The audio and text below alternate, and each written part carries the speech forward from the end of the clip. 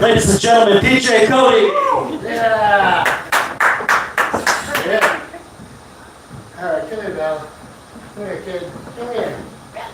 Come here. Stay on stage while I do my jokes. Stay there. Don't be shy. John.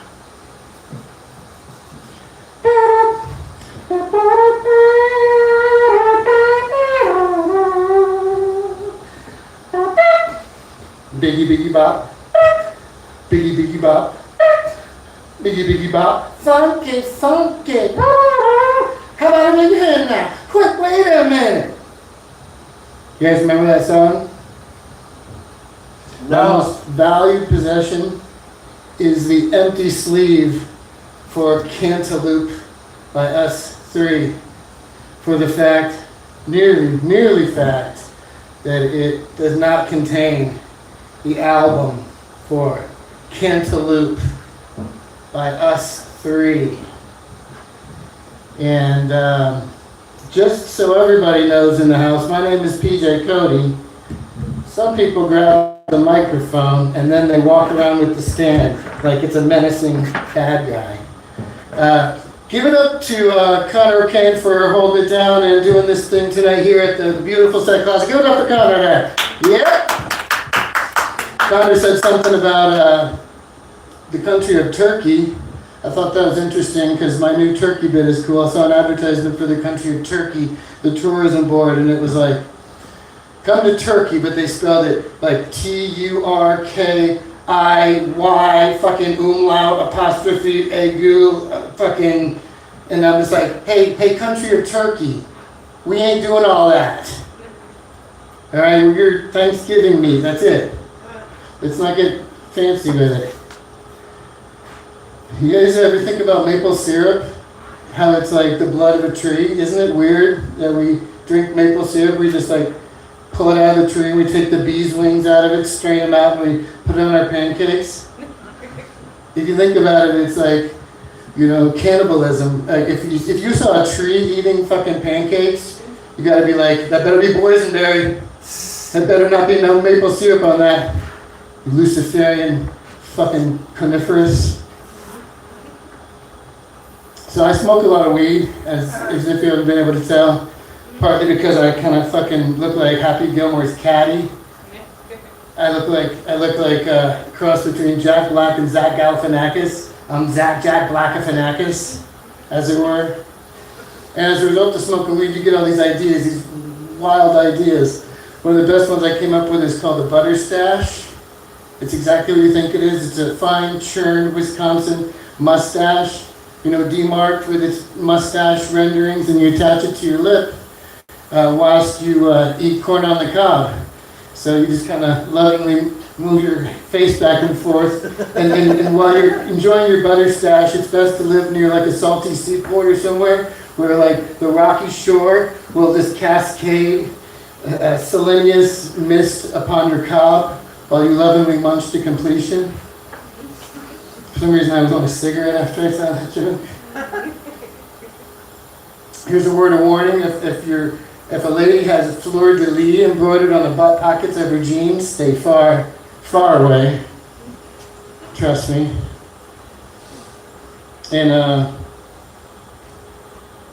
lately I've been seeing these comedians that have been sitting down. They sit down while they do their routines, and you know, God love them. I got no opinion about that. But I just think it's kind of weird. This is called stand-up comedy, last I checked. It's like they thought about the idea of having to stand the whole time, and they're like, I won't stand for this! Right? At least you gotta stand for something in your life. So, a midget strip club is always short-staffed. All they can do is small talk, too. Fucking annoying. Now, I'm kind of a writer and an author as well as a comedian, so I think one of the reasons I'm such a stickler for correct English is my dad would always butcher the English language and refuse to be corrected. He would say stuff like, "It's dinner time, kids, turn off that Nintendo." I was like, "Yes, Dad, I intend to." Or he'd be like, "You guys don't stop misbehaving, we won't go to Chuck E. Cheese on Friday. Good for us. That place doesn't exist even. Or if you made him mad, he'd see someone on TV and go, that's ludicrous! I'm like, you're right, Dad, especially the tea. And then once in a while, I talk about not having sex, and he's like, I was celibate for 12 years. I'm like, kid, that's nothing to celebrate, Dad. So I came up with this idea, I told last week, of like a Canadian turnover. If you take the cheese curd and the Canadian bacon and some gravy, and you can call it an empanada. And that reminded me of an earlier bit I did. I come up with a band. I heard of a band called the Parcels, and I'm like, they fucked up because they should have named their band after turnovers, because I heard in England they call a parcel a turnover. So I'm like, the lead singer could be Sam Osa, you could have Calzone on guitar, you could have Empanada on the little bongos, and then fucking Stromboli on bass. Stromboli, right?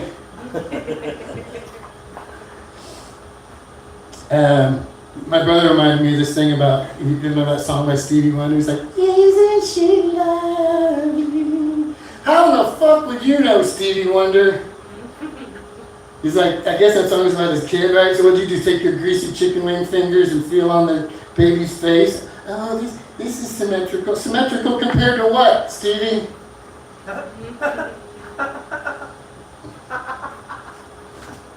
Now, I don't know if I'm familiar, but like the unit of measure for butter is called a pat of butter.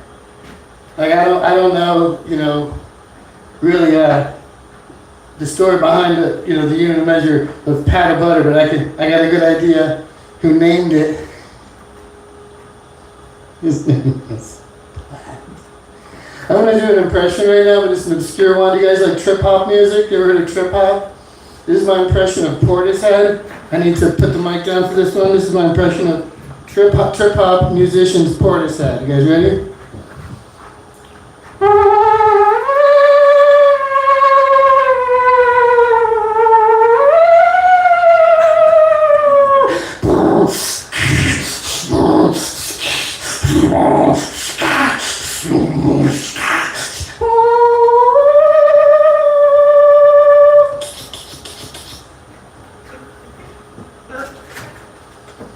Thank you. Yeah, I am impressive. And then later on, after trip hop, we had Crazy Uncle Dubstep showed up. I don't know if you guys know about Crazy Uncle Dubstep. He's a dude who shows up to all your events, like unwelcome and unwanted. Like you're just waiting in the bank to do your transaction. You're just listening. You're just waiting for NFL Network to start up again. I was like,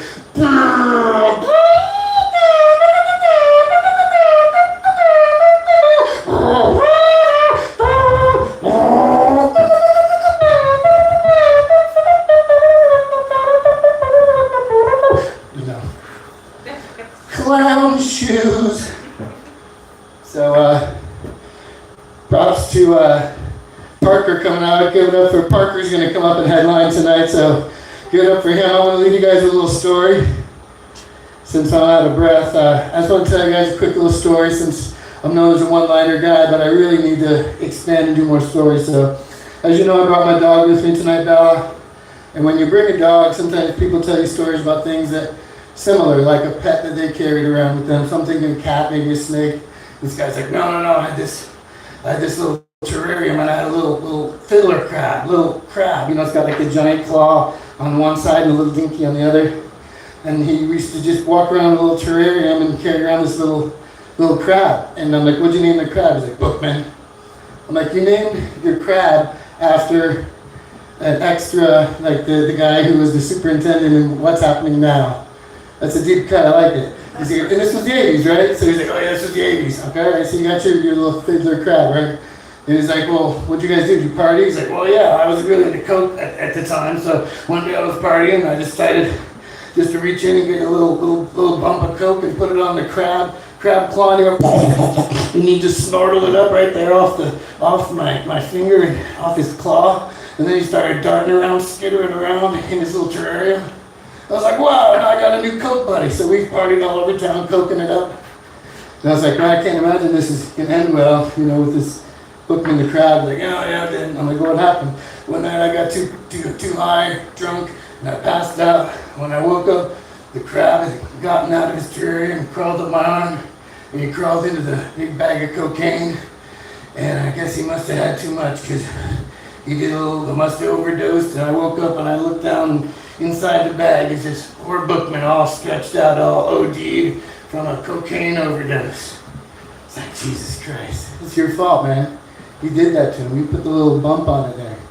So, you know, I don't know if you guys believe in, like, you know, spirits or honoring, but, you know, if we could just take a quick little moment to give a moment of silence for Bookman, the cocaine crowd who died in 1986. You ready? That's my time. My name is PJ Cote, and I love y'all, and that's it for tonight. And this one's going out to my little girl, Dada. Come here, girl. Come here, girl. Thanks, man. Woo! Shout out PJ Cote. Shout Give it out up to to me. him again. Woo, woo, woo. Clap, clap, clap, clap, clap, clap, clap, clap, clap, clap, clap, clap, clap. All of the clapping. I'm just gonna keep staring. What if I just stared at the stage for 2 minutes? Go live, bro. No, I'm not going live. I'm doing